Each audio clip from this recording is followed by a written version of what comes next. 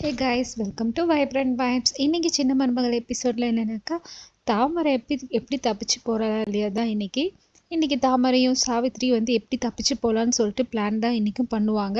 அதே மாதிரி சித்ராவும் ஈஸ்வரியும் வந்து பிடிச்சிட்டு வாங்க எல்லோரும் சாமி கும்பிட போகணும்னு சொல்லிட்டு கூப்பிட்டுட்டு போயிடுவாங்க.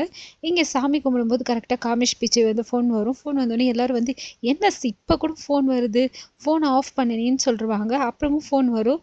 இதை ஈஸ்வரி நோட் பண்ணிட்டு, என்ன தாமரை உன் ஃபோன் மட்டும் வந்துக்கிட்டே இருக்குது, ஃபோனை கூட இல்லைனாக்கா நான் வச்சுக்கிறேன்னு சொல்லிட்டு கேட்டோன்னே, இல்லை அத்தை நான் சுவிட்ச் ஆஃப் பண்ணிடுறேன்னு சொல்லிட்டு சுவிட்ச் ஆஃப் பண்ணிடுவான். காமேஷ் பிச்சையும் கண்டினியூஸாக கால் பண்ணினே இருப்பான். அப்போல்லாம் கரெக்டாக இவங்க கூட இருக்கும்போது கால் பண்ணினே இருக்கிறதால இவன் ஃபோன் எடுக்கவே மாட்டான். ஒரு வழியாக எல்லாரும் சேர்ந்து கோயிலுக்கும் போயிடுவாங்க. கோயிலில் ஏற்பாடெல்லாம் தடபடலாம் எல்லா ஏற்பாடும் நல்லா பண்ணியிருப்பாங்க. சரி சொல்லிட்டு கோயிலுக்கு போனவுடனே, இப்போ நீ ஃபோன் பண்ணு மாப்பிள்ளைக்குன்னு சொல்லிட்டு சாவித்திரி சொன்னோடனே ஃபோன் பண்ணால் ஃபோன் சுவிட்ச் ஆஃப்னு வரும்.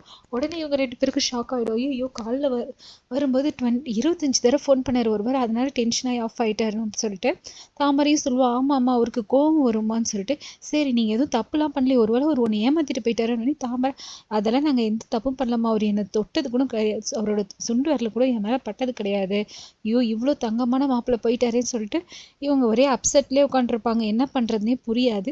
இங்கே சித்ராவும் ஈஸ்வரி இவங்களை வெறுப்பேற்றுற மாதிரி இவங்க பக்கத்துலேயே வந்து உட்காந்துருப்பாங்க. மாப்பிள்ளை வீட்டில் எல்லாரும் வந்துடுவாங்க. மாப்பிள்ளை மணவரையிலே உட்காந்துருவாங்க. இங்கே பாட்டியும் ரொம்ப ஃபீல் பண்ணி தாமரைக்கு கல்யாணம் நடக்கிறதால ரொம்ப சந்தோஷமாக இருப்பாங்க.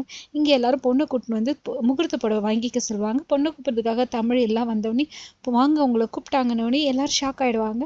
உடனே தமிழுக்கு ஒன்றும் புரியாது. ஏன் எதுக்கு நீங்கள் ஷாக் ஆகுறீங்கன்னொடனே, கல்யாணம் நல்லபடியாக முடியணும்ல அதான் சொல்லிட்டு ஈஸ்வரி சொல்லுவா, தமிழ் நான் கூட்டின்னு வரேன் நீ போ சொன்னோடனே, சரிங்க அத்தை சீக்கிரமாக கூட்டின்னு வந்துருங்கன்னு சொல்லிட்டு அவங்களும் போயிடுவாங்க.